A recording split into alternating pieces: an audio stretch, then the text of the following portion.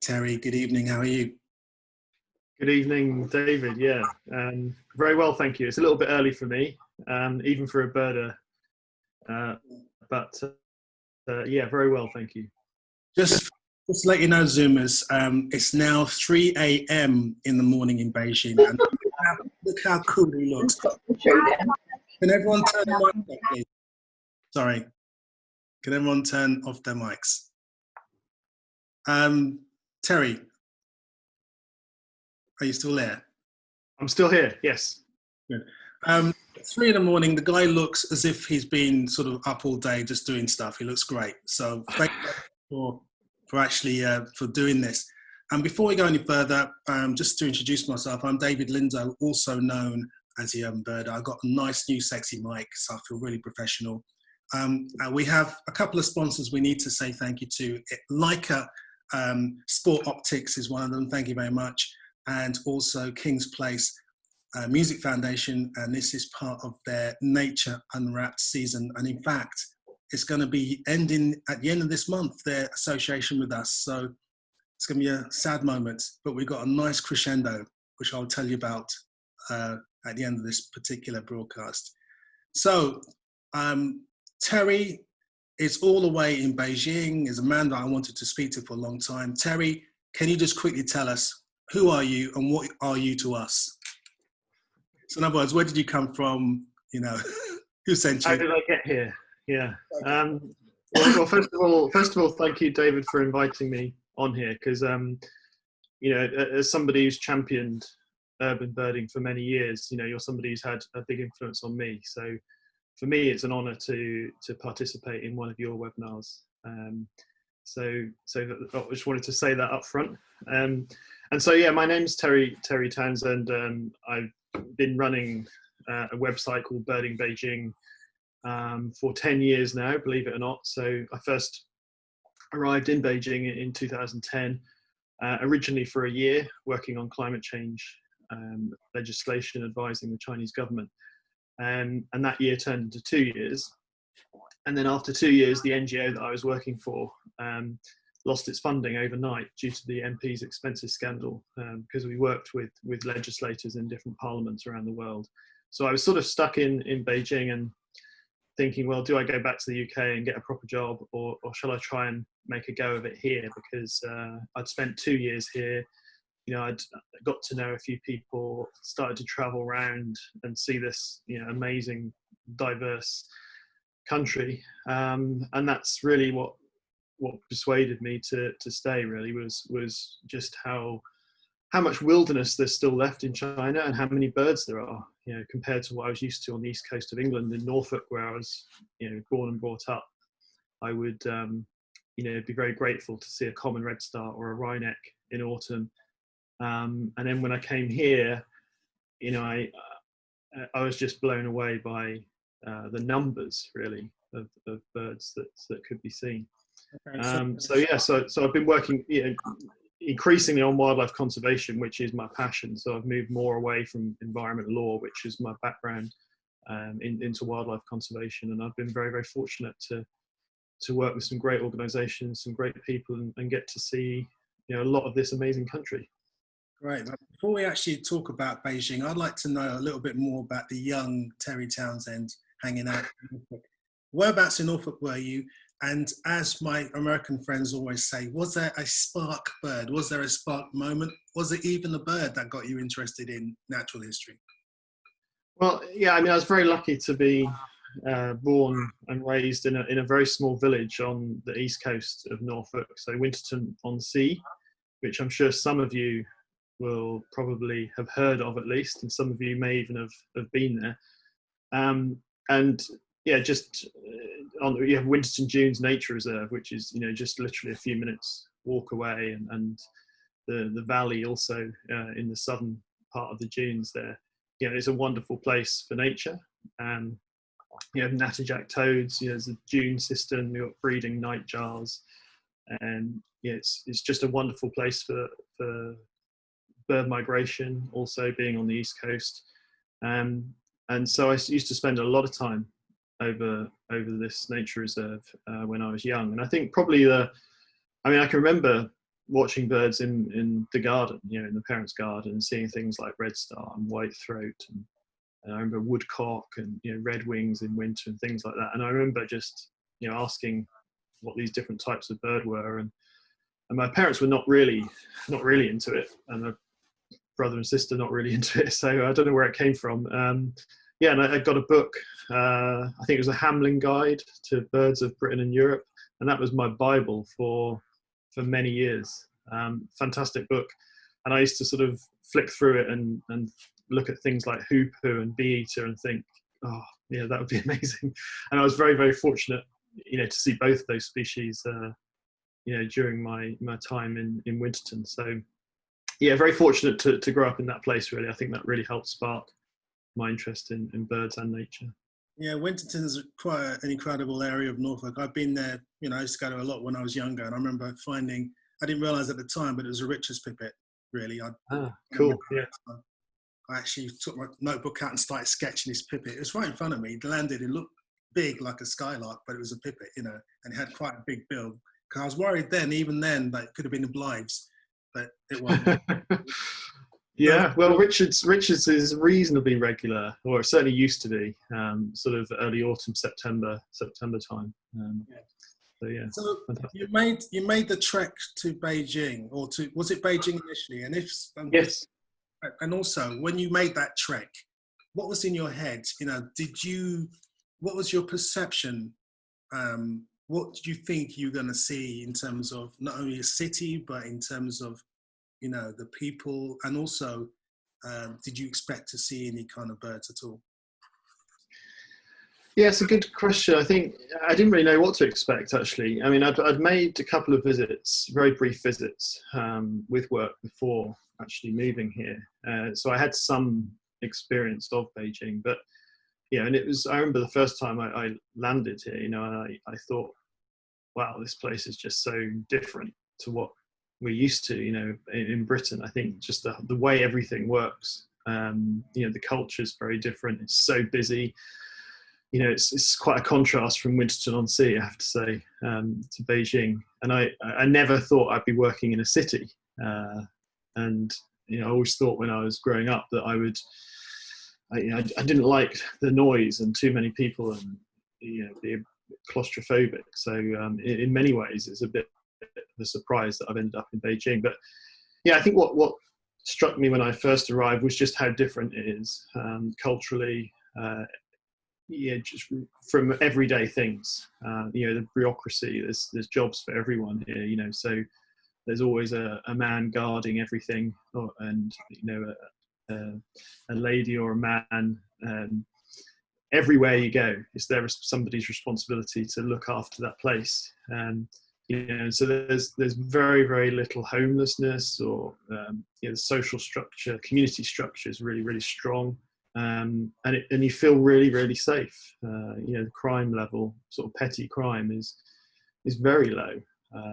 Across China, actually. So there's some really positive things about the city that I noticed quite quickly. You just don't feel unsafe anywhere. You can walk around at night, in all the different neighbourhoods of the city, and really not feel any sort of fear. So these are some of the things that struck me early on, and then I think that in terms of birds, very quickly realised that during migration season, any small green space, any park, can harbour some amazing migrants. And I lived close to a really small park called Ritam Park, which is really not very big, but when I arrived, it was August, and very quickly, obviously, into September and October, and I remember seeing rufous-bellied woodpecker, which is a migrant, in that park, and lots of Arctic warblers and other Philoscopus warblers coming through in droves, really, especially sort of later. You get yellow-broweds and birds that are really, really special back home. That would be a highlight of an autumn. You'd get tens or more bobbing around the trees, while there's lots of people walking around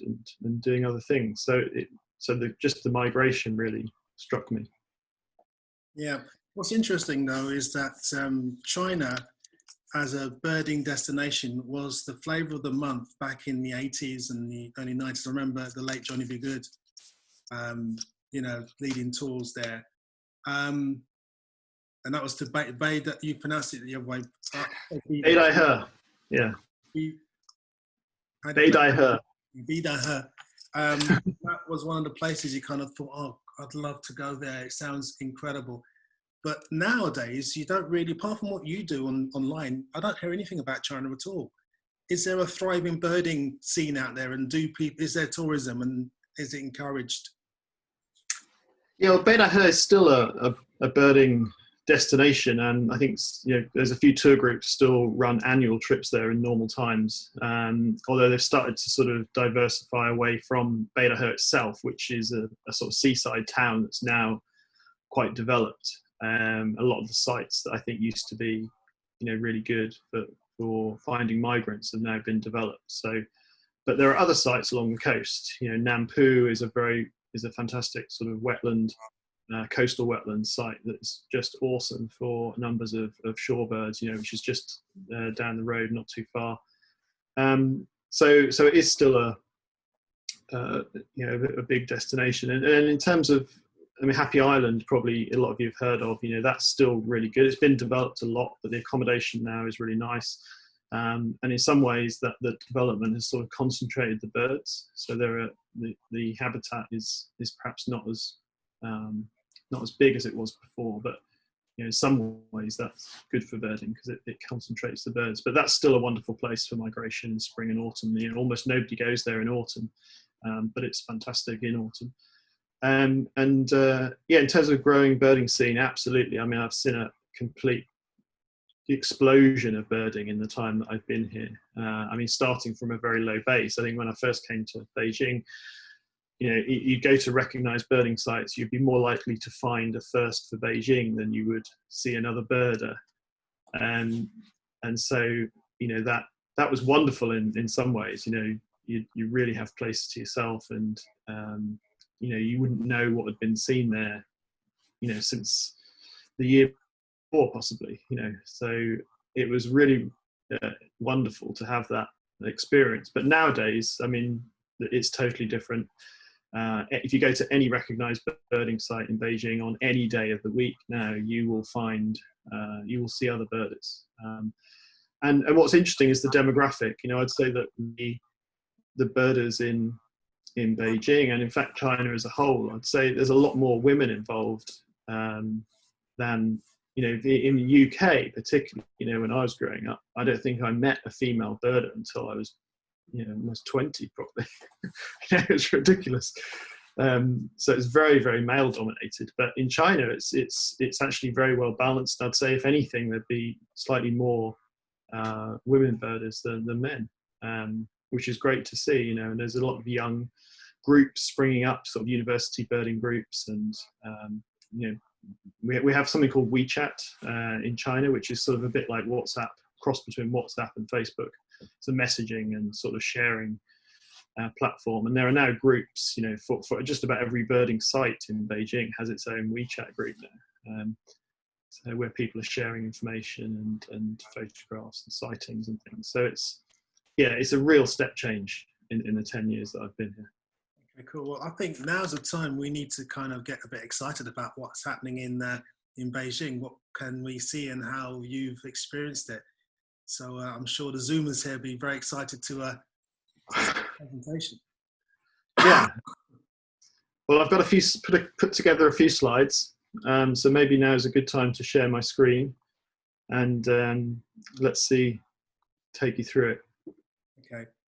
Whilst you're doing that, just to kind of segue whilst you're doing it, because it's always a bit awkward when someone's fiddling around their computer and we're not seeing anything. Oh, it works. How's your? Actually, you know what? I'll ask at the end of it because you've actually did it a lot quicker than I expected. So over to you, Terry. Okay. Well, thank you. Right, here are a few slides. I'm going to take you through a few of the things that we can see here. But first of all, when I first, as I mentioned, when I first arrived in Beijing, the most common reaction actually when people found out that I like to watch birds was this, which is basically what you're doing here, there are no birds in Beijing, which obviously for a birder is quite disappointing news.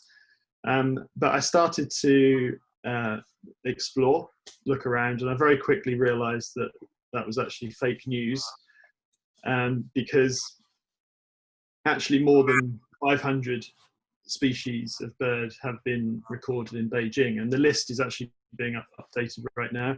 But this puts Beijing, in terms of capital cities, in a good place. It's better than London, Paris, and Berlin, and Washington DC, and most major capital cities.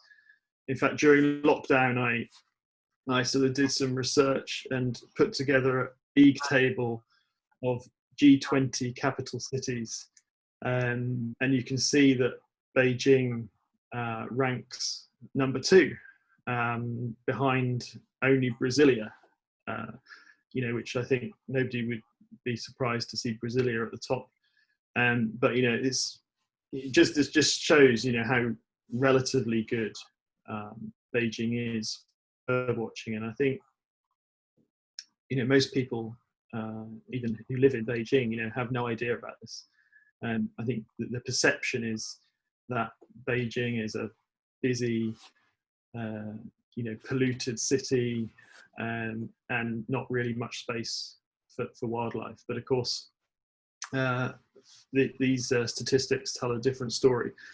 But of course, we know that Beijing, it has those birds not because it's a wonderful environmental paradise for wildlife, which of course we all know there are problems with air pollution and so on, but it's really about the location of Beijing on this flyway.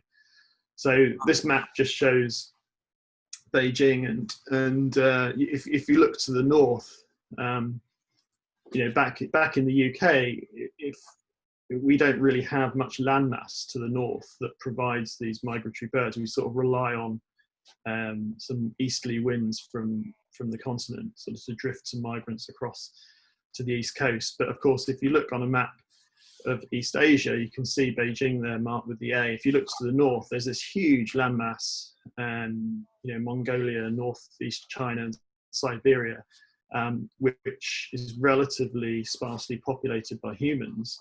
But in summer, there's an explosion of insects in these forests and tundra. And so millions and millions of birds, it's worth their effort to migrate to these areas in summer for this protein-rich food, so they can raise more young and more quickly than if they stayed further south. But of course, in winter, this area gets extremely cold, very, very few insects.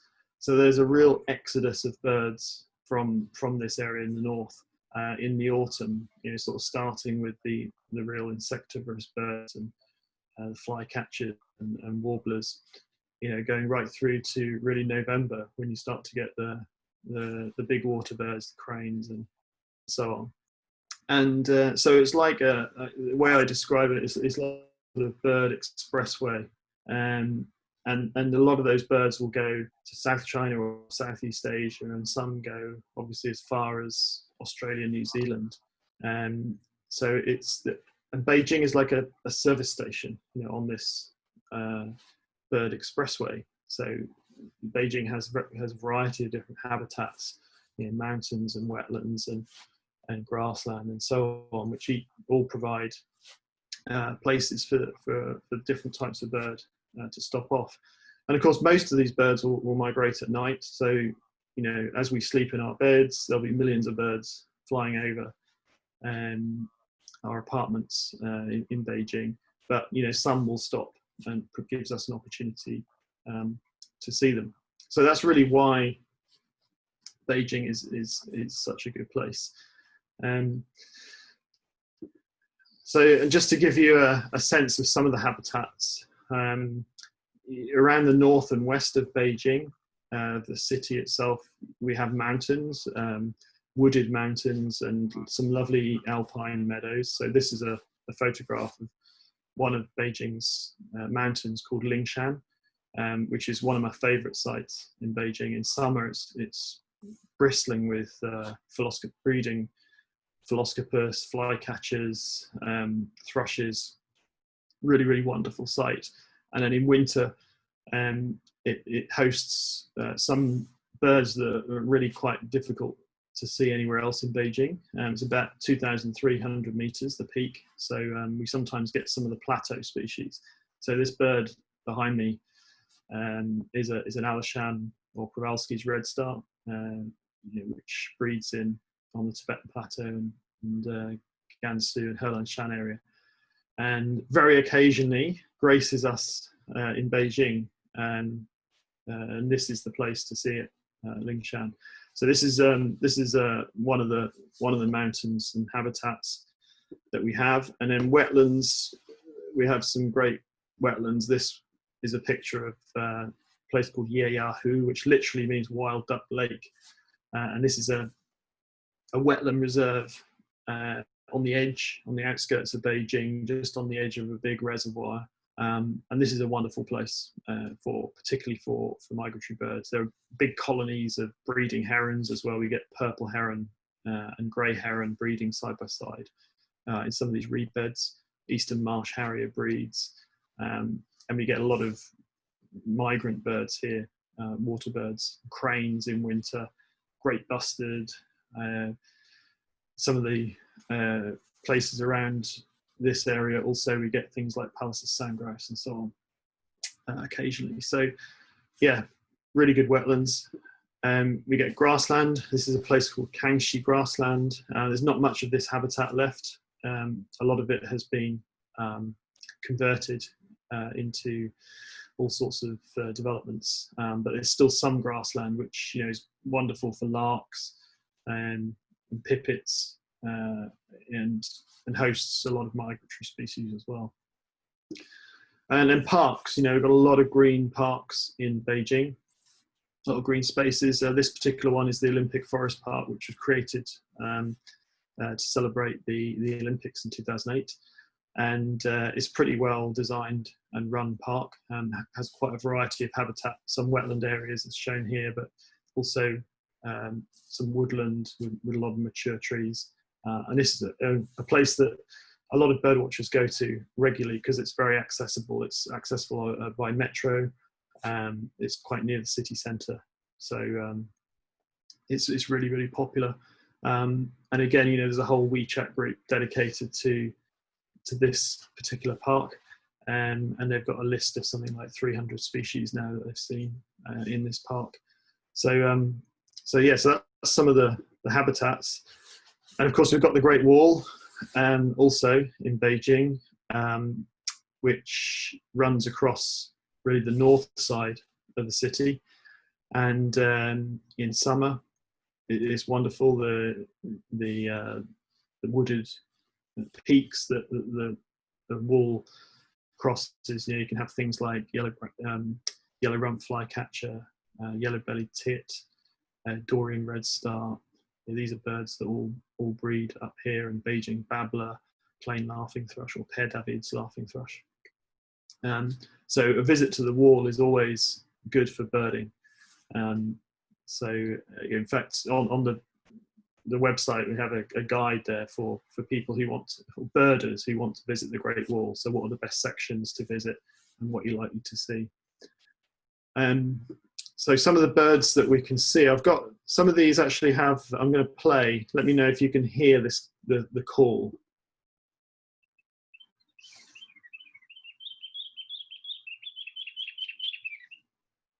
Yeah. So this is the Beijing babbler. And this is one of the few birds that has Beijing in its name, right? So its range actually covers a bit wider than Beijing, but it's a really familiar bird of the sort of wooded hillsides and mountains around Beijing. It's a very, very talented vocalist, and they're quite difficult to see. So you often hear them before you see them, and they're very skulky in the bushes, but a wonderful bird with bags of character. And then we've got something called the green-backed flycatcher. This is a stunning flycatcher. This is what it sounds like.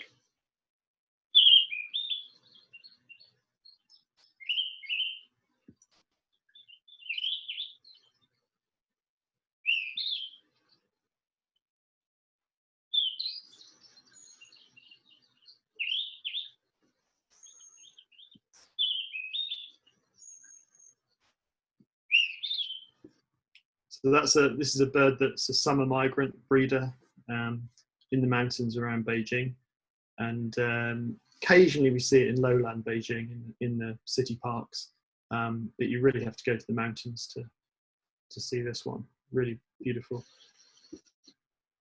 And then we've got the yellow-rumped flycatcher. So this is another flycatcher. This one is much more common. Breeds at slightly lower elevations than the greenback flycatcher, so more likely to see this in some of the parks. And again, a real stunning bird.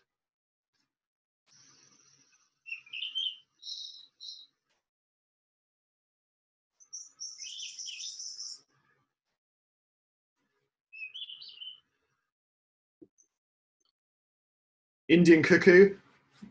This is a very familiar bird in Beijing. This one often will sing even at night when it first arrives, and it has been, it keeps people up at night, basically, in some of the sort of suburban areas. That's the call, very distinctive.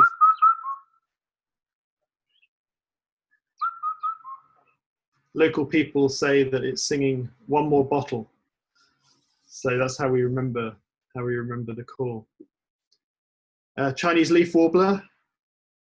This is a breeder in the mountains around Beijing. It's got a very, very distinctive, monotonous, mechanical song.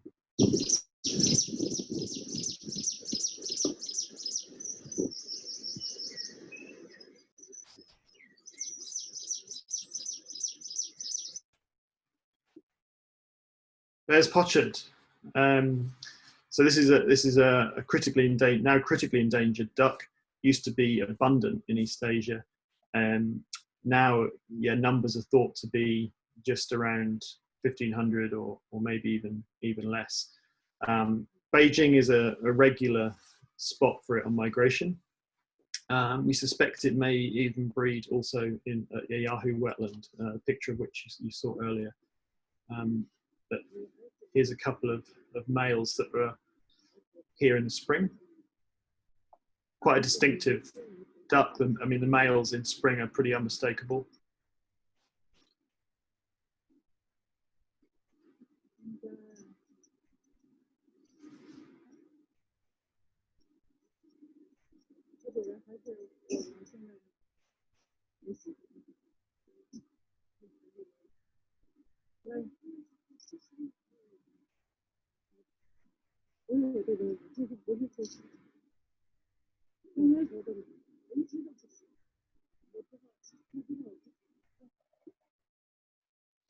Siberian ruby throat. This is one that I used to dream about when I lived in the UK. In Beijing, they're a pretty common migrant in spring and autumn, so they don't breed, but we'll get them coming through in May and again in sort of late September. And just on the patch of land next to my apartment, I will get multiple birds in late September. Really stunning.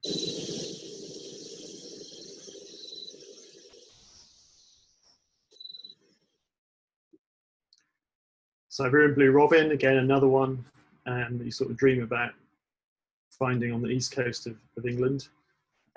Again, quite a common migrant and also a breeder in the mountains. So any trip to the mountains in summer, you're likely to hear these singing. This is the song.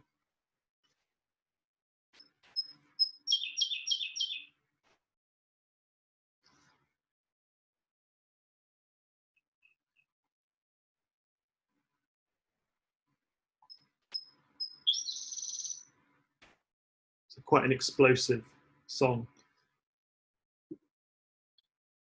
Then in winter, we get some special birds from the north, from the mountains. Pallas's rosefinch is one. This is a difficult bird to see in the area, but the mountains in winter around Beijing, particularly Lingshan, probably the best place to see it. This one is an immature or female. It's difficult to know.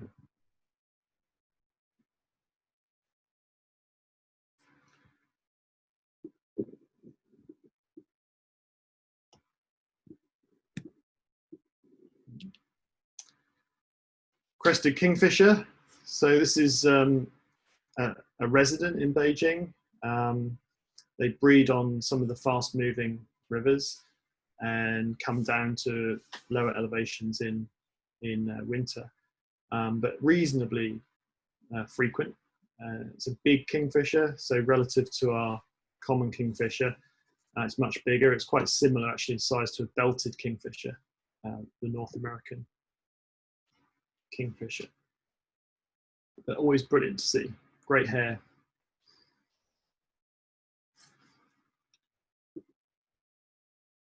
Pallas sangros. So some winters we get eruptions of Pallas sangros every few years, and numbers can be in the thousands when these eruptions happen. And they're not annual, so some years we don't get any. But I think I've experienced 3 eruptions now in the time that I've been here, in the 10 years. Beautiful birds we get in winter. Normally they start seeing, if they're going to erupt, we see them sort of from mid to late November, and they can stay through to March. Ibisbill. Surprise to a lot of people that we get ibisbill in Beijing. There aren't many left. A lot of the rivers with the right gravel and the right size have been, there's been gravel extraction, and there's also been a lot of human disturbance for tourism in some of these rivers. So they're sort of just hanging on now, really, in the capital, and just a few places where you might be lucky to see them. And obviously much more familiar further west in the Himalayas and further west China. And then the swift, of course. Now, I wanted to talk a little bit about the swift. So this is the site, if you're at Tiananmen Square in summer, particularly in the evening, this is something that you might see and experience. It's really, really spectacular.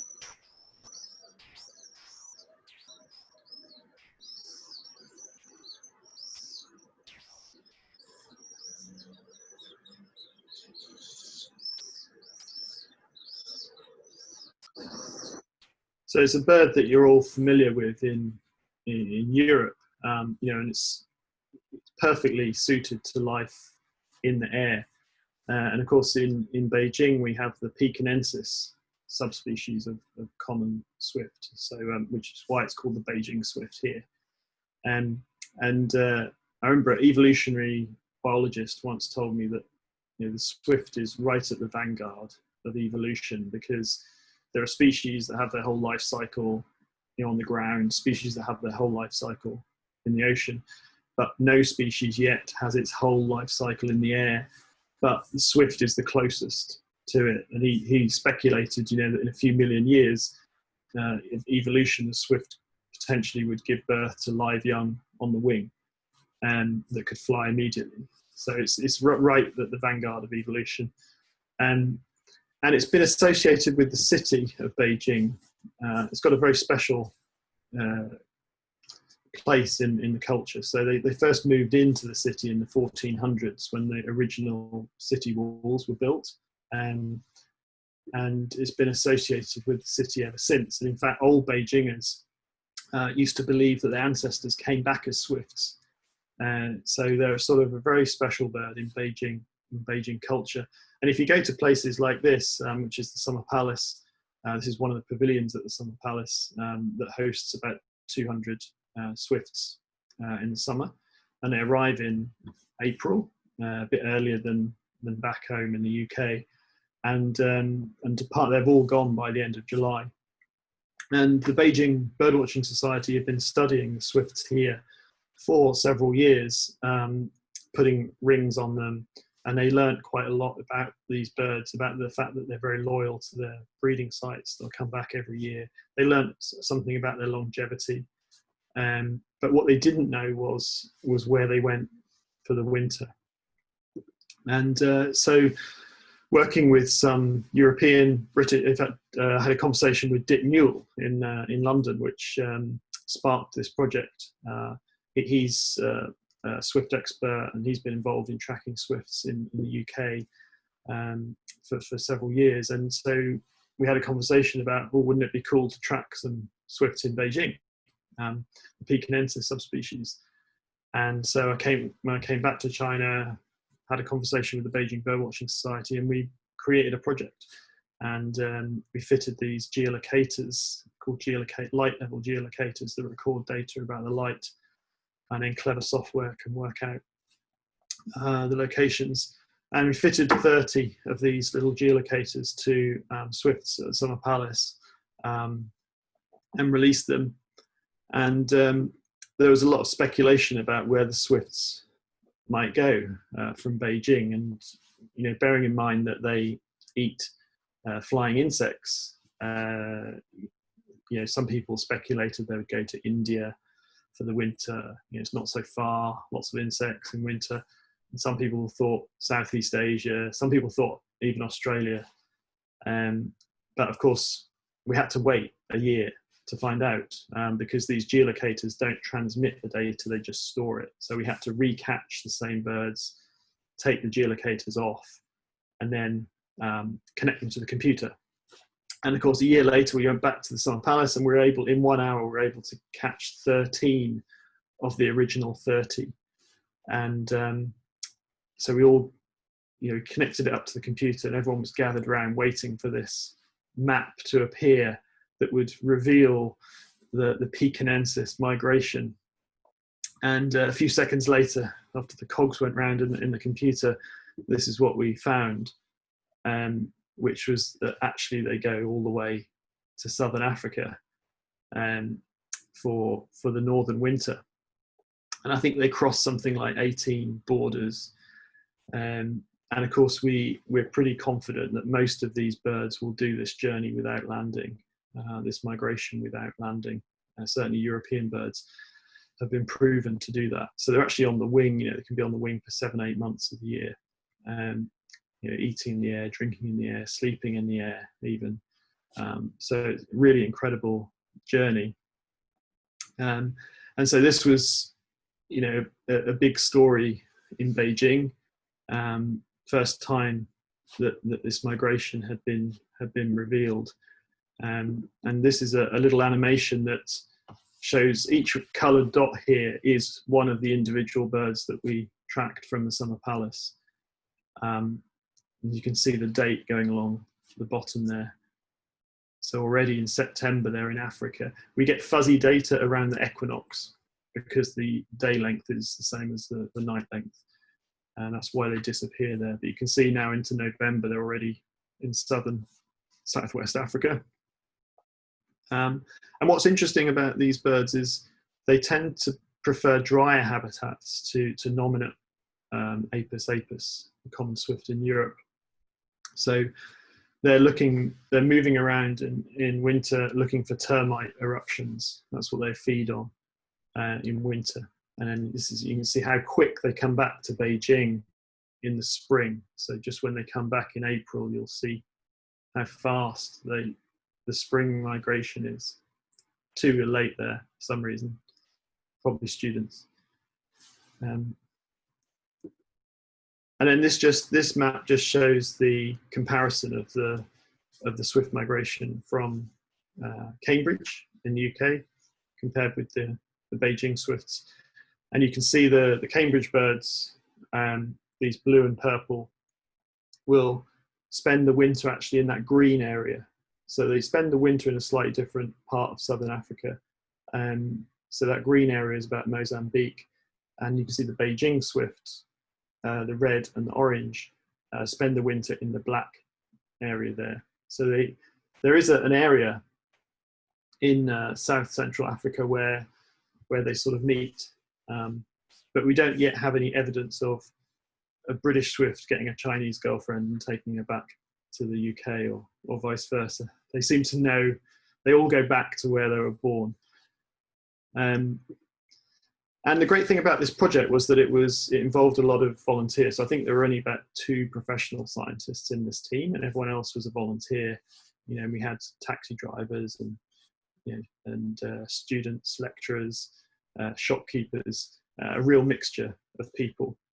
And it got a lot of mainstream media coverage because of this amazing journey. So not only in China, but also internationally as well. And when I go visit schools, I visit schools a lot in Beijing to talk about birds, and we talk about the swift, the story of the swift. And often when they hear that the population of the swift is going down because we've lost a lot of the old traditional buildings in Beijing, which the swift prefers, they have lots of holes and nooks and crannies for them to nest. And of course, we're losing those buildings, and they're being replaced by modern high-rise buildings with straight lines and glass and no holes really for the swifts.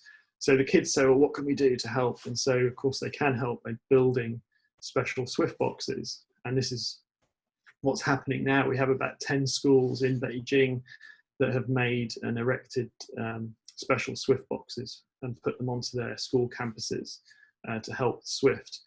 And then one day there was an 8-year-old girl who put up her hand and she said, okay, this is easy. We can make swift boxes. That's no problem. She said, but can we also write to the bosses of the building companies and ask them to make their new buildings more friendly for swifts? So what a great idea. So 4 students got together and wrote a letter to this couple who are very, very famous in China. This is Pan Shiyi and his wife Jiang Xin. And they own a company called Soho China, and they make a lot of very futuristic buildings, as can be shown here, but they also build a lot of more traditional style buildings. They're huge, they're like rock stars in China. So Pan Shiyi has 80 million followers on social media in China. And so they wrote a letter to him asking to meet. And he wrote back and invited them to come and see him. And so here is a picture of the 4, we call them Beijing Swift ambassadors. So they're from 4 different schools, all aged about 14, 15 years old. And here they are presenting the story of the Beijing Swift to Pan Shiyi. And so the first ambassador described the amazing lifestyle of the swift, how it lives in the air, sleeps in the air, eats in the air, sleeps in the air, drinks in the air. The second one talked about the amazing migration of the swift to southern Africa and back. The third one talked about how the population had gone down because of the loss of the old buildings. And then the fourth one talked about what the schools were doing to help. And then collectively, they asked Mr. Pan, can you, as the boss of a building company, help us? And so Mr. Pan gets up and he says, I did not know about this bird. He said, we've been making buildings in Beijing for 20 years to make people's lives better. And he said, what I realize now is that we need to make these buildings not only for people, but also for nature. And which is a wonderful reaction. And then he made 3 commitments. One was that he wanted to put up 200 swift boxes on his existing buildings in Beijing. Then his second commitment was to integrate into the design of new buildings the right spaces for swifts. And then the third commitment was to promote biodiversity within the building sector in China. So it wasn't just his company. He wanted to influence other companies across China to do similar initiatives. And Mr. Pan is actually a carpenter himself.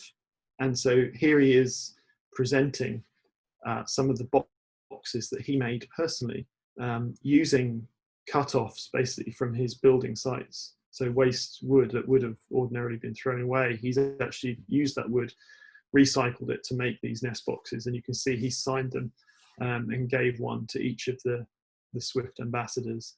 And the sharp-eyed will notice that maybe he's not as good a carpenter as he thinks, because you can see that he's injured his finger there making these boxes. But a brilliant commitment from this company. Costs them very little. Great for their reputation. Great for the students to have this opportunity to present this story to Mr. Pan, and we had media there as well covering this, obviously. So it was a great opportunity for them and the families, and they all had their selfies with Mr. Pan this rock star of China's commercial world, and of course great for the Swift. So, and I'm very, very happy to say that this year we had breeding swifts in some of the boxes that they'd put up last year. So I just wanted to tell you that story about the Swift, because for me it's one of the best things about this Swift tracking project was that it's inspired all this activity amongst the community and students, and just shows what people can do. A lot of people think, well, a lot of people say, what can I do to help biodiversity or birds? And I think when you look at what the students have done, it's really inspirational and a great example. So I think I'll end there, and we can have some discussion. What a fabulous story. I mean, for me, that's probably one of the best stories, if not the best story we've had in the entire In Consultation with series of maybe 56 interviews now. It was amazing. I felt so warmed by that. It's fantastic news. Yeah, it's heartwarming, isn't it? Yeah. It's really good. No, wonderful. The students, haven't stopped there. So they're still in contact with Mr. Pan, and they're now talking about the issue of bird collisions with buildings, which is a major issue in a lot of cities, and it hasn't really been studied in China, but we're pretty sure that it's a major issue here as well. So they're in discussions with him now about the glass they use. There are solutions to this in North America. I think New York actually has passed some legislation about new buildings on this. So they're now in a conversation with that. So it's really inspired them to take this on and continue this discussion with building companies. Fantastic. It's really heartwarming to know that it takes a simple question, it takes a request. It takes kids most of the time to get people's attention. And it also makes you realize that we can't take things for granted. We can't assume knowledge. We can't assume that these people know what's happening until they're told. And, there's a similar story in Japan when I went to Toyooka in Japan, and the story with the Oriental white stork, which is in Japan, became extinct because of pesticides and stuff. And it took school kids to talk to the mayor of the city, who didn't realize. And when he realized, and he said, right, well, let's change something. And through his actions, the Oriental white stork's now back. So it just shows kids are fantastic. Absolutely. Yeah, they're great. They're great ambassadors, right? So I mean, if I'd gone to Soho myself, I probably wouldn't have got in the door. Or if a kid's writing a letter, getting together writing a letter, I think, who can say no to that? Exactly. And you've also got another story with the cuckoos, haven't you, in Beijing? Yeah, so we've been tracking. I mean, after the Swift project, I remember having a conversation with Dick Newell and saying, right, what do we do next? And the obvious thing was cuckoos, because they've been done with, BTO have tracked them successfully in Europe. And again, it was a mystery where East Asian cuckoos would migrate to for the northern winter. Although we sort of suspected Africa was most likely, but nobody knew for sure. So we got to again, sort of got together, managed to scrape some funding together to pay for the tags, and found a local partner in Beijing to work with, and we ended up catching and tagging 5 cuckoos in Beijing, who were, and obviously the great thing about cuckoos is they're big enough to carry a transmitter, so we can follow them in near real time, where compared with the Swifts, where we have to wait. And went to local schools, and the schools gave them names, and of course one of them became very famous. It was called Flappy McFlapperson. It was at the time when I think there was a boat to be named in Britain, and I think the most popular name was Boaty McBoatface, which didn't end up getting accepted, I understand. But this is one of the international schools actually named this. So there was a few people with British connections who had a knowledge about this boating McBoatface. So that inspired Flappy McFlapperson. And this was a female cuckoo, the first one we tagged, and she became very famous because of her name on social media. And she migrated all the way across the Arabian Sea to Mozambique for the winter, and back again. We're able to do 2.5 annual cycles of that migration, follow her for that. And she had quite a following on social media, and even had obituaries written about her. When she finally succumbed in Myanmar on the way back one year, there were even obituaries written about her in Chinese newspapers and magazines, which is incredible. So yeah, the cuckoos have been another great public engagement story here, involving schools, and of course most recently we tagged some in Mongolia as well, so just to the north of here. So yeah, it's a wonderful way to engage people, I think. Being able to follow the journey in real time. I remember the sort of reaction, once these cuckoos first went over the ocean, because they'd sort of spent a month in India in the autumn migration, and a lot of people thought, okay, that's where they're going to spend the winter. And then suddenly, I think it was like the 31st of October, suddenly we got a position, sort of about 1,000 kilometers from the coast over the ocean towards Africa. And it's like, whoa, is this real? Sometimes you get these dodgy locations, that slightly inaccurate. So just had to hold off a little bit, just to wait for a few more locations. And sure enough, it was heading across the ocean to Africa, and that was a really big moment, and got a lot of people engaged on social media and sort of willing that bird, to make it. Because we sort of started to get positions showing the progress. We could work out the speed that she was traveling at. And then suddenly, just before she got to Africa, she hit headwinds, and her speed slowed right down. And everyone was worried: is she going to make it? Is she going to make it? But of course, she made it easily. And I think even when she reached the coast, she went in a few 100 kilometers further, to a place that was perfect for cuckoos, that had just been rained on, and that stimulates the emergence of caterpillars, their favorite food. If you seem to know exactly where to go, to find food. So yeah, it's an incredible migration. I think being able to bring that to people, show them how amazing these migrations are, and how amazing birds are, can really enthuse people and inspire people. So migration is such a phenomenal subject. But anyway, go back to you. The outreach that you guys have achieved is incredible, and it just shows that it's so important to center on urban areas, because that's where most people are, and that's where the decision makers are. And if you can influence those people, then you've got a much better chance than talking to people in the countryside who are just a fraction of the actual population. Yeah, absolutely right. And I remember Hank Pearson sent me a message saying that he was in the airport, and there was a Chinese professor from Beijing who said to Hank, have you heard about this cuckoo? This cuckoo from Beijing has just migrated all the way to Africa. He said, I had no idea that birds flew that far.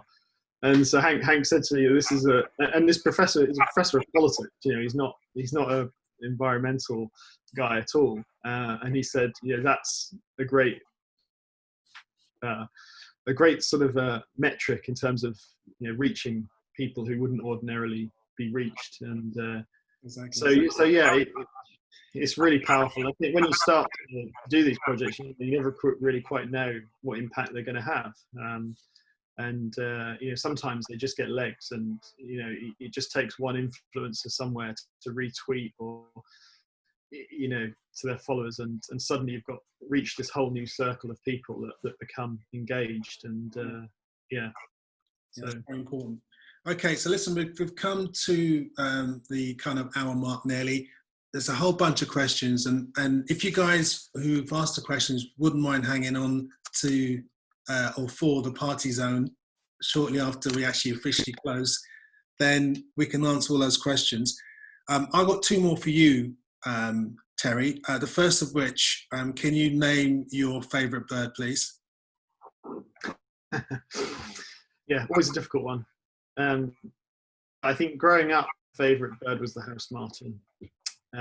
Used to nest on my parents' house, and I used to, so look forward to it. April, when they first come back every year. Sadly, they don't nest on my parents' house anymore, but yeah, that was a bird I just fell in love with, and just again, it was the migration that really inspired me.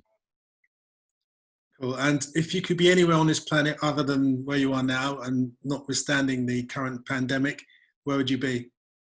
Well, I just love birding in Beijing, to be fair. So there's nowhere I'd rather be birding at this time, to be honest. So there's a lot of great sites. I can't wait to get to Lingshan. I haven't been to Lingshan this winter yet. I've been too busy with work, but I'm so looking forward to getting there and seeing what's there, because every winter there's something special there. You just need to find it. So I'm really looking forward to it. So yeah, there's nowhere I'd rather be, to be honest. I think that I may have to actually add Beijing to my list now. Zoomers, just to let you know, coming up on Monday, I have my good friend Keith Betton. He used to work for APTA, the travel group. But basically, he's going to be here on Monday talking about the art of public speaking in the conservation world, which I think is a very important subject. So a lot of people have to give talks. I mean, not as brilliantly as Terry has tonight. So they want to be better and often feel nervous and stuff. So he's going to give us hints and tips as to how to go about with your public speaking. And on Tuesday, the 8th of December, I got a gentleman from Israel called Amir Balaban, and he's talking about art and urban nature in Israel. Very interesting man. He lives in Jerusalem, and he's also one of the chief guides at the Jerusalem Bird Observatory.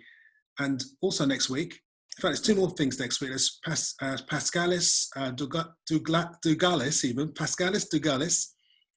He's an artist, and he's an amazing artist who's from Turkey but lives in Germany, and you may have seen him around on social media. He's going to be painting live for us and talking about art next Wednesday. And also on Thursday that week, the following day, we have Heather Wolf, who's going to be talking about birding in Brooklyn Bridge Park, New York. So there's a lot of really good stuff happening next week. The great thing is to end the whole season when it comes to the involvement from King's Place, who are supporting this as part of their Nature Unwrapped. On the 21st of December, we have renowned actress, national treasure, Alison Steadman's going to be here talking about birding. So that's going to be one not to miss, especially if you are a keen fan of her generally. So listen, Terry, thank you very much for your time this morning. It must be about 4 a.m. now. You're not going to work in a couple of hours, are you?